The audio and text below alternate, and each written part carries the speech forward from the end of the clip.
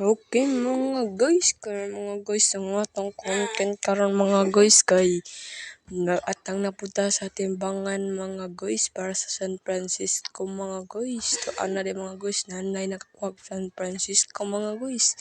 Dako ang mga guys og lobster mga guys. Karon sa mga guys na say naabot nga managatay mga guys no. Si Alden di ay mga guys nakakuhag isdang tambak mga guys, katambak mga guys dai.